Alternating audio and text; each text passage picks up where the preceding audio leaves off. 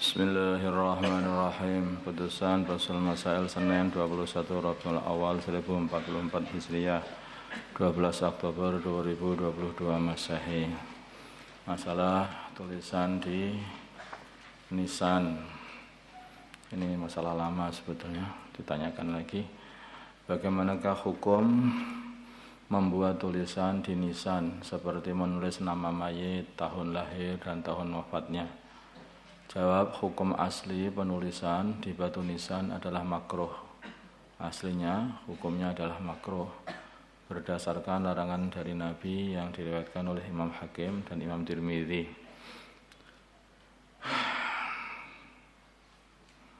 Naha an-Nabi sallallahu alaihi wasallam an tujassasal qubur wa ayyuktaba 'alaiha wa ayyubna 'alaiha wa an tuta. Kecuali jika penulisan tersebut bertujuan agar bisa dikenal dan mudah untuk diziarahi, maka hukumnya tidak makruh dengan syarat tulisan tidak melebihi sekedar hajat yang diperlukan. Bahkan hukum penulisan tersebut bisa jadi sunnah bila di kuburan para ulama atau para aulia dan orang-orang soleh. Wallahu a'lam.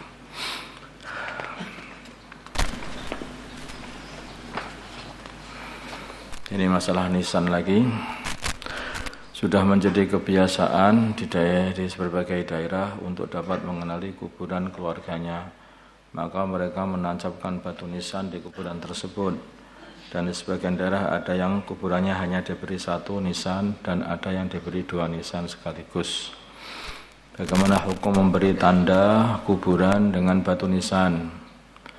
Hukumnya ini adalah sunnah, biar tahu itu kuburan sehingga tidak diinjak.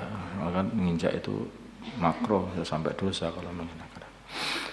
Menurut jumhur ulama, sunnah dengan satu nisan. Kebanyakan ulama itu menganggap cara memberi batu nisan itu hanya satu di bagian kepala saja. Ada satu ulama yang mensunahkan dengan dua nisan, yaitu Imam Mawardi. Artinya dikasih bagian kepala dan bagian kaki. Itu.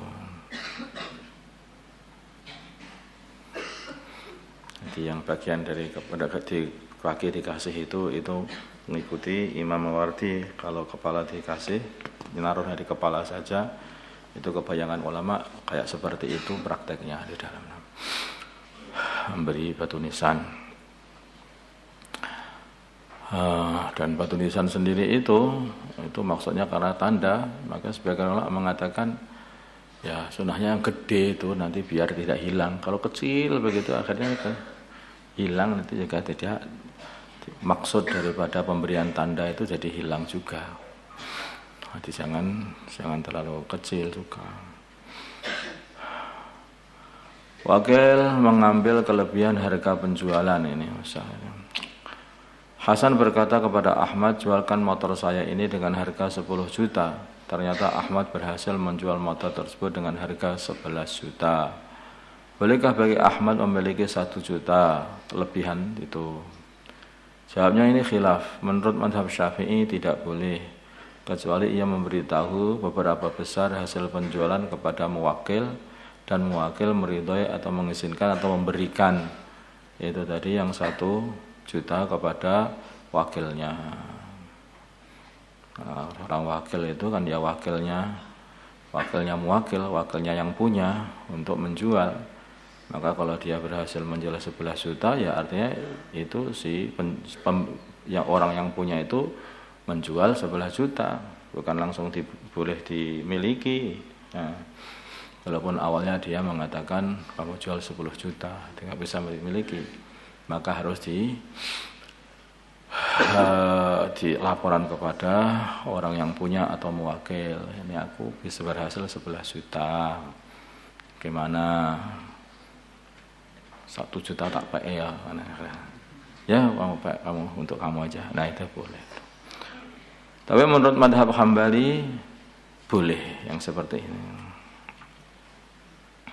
Menurut mazhab Hambali itu boleh. Sekarang berdiri, jadi nggak usah ngomong kalau untuk Hambali. Tapi ya dijualkan ini 10 juta, setelah kalau sampai lebih ya kamu pay aja. Nah, itu boleh kayak seperti itu. Tapi surahnya seperti itu kalau dalam Hambali itu. Ya itu dari Abdullah bin Abbas. Itu pendapatnya Abdullah bin Abbas. Nanti tadi.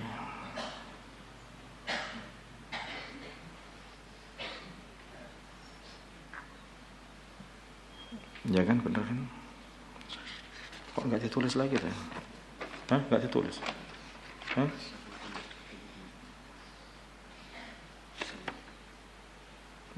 Ya.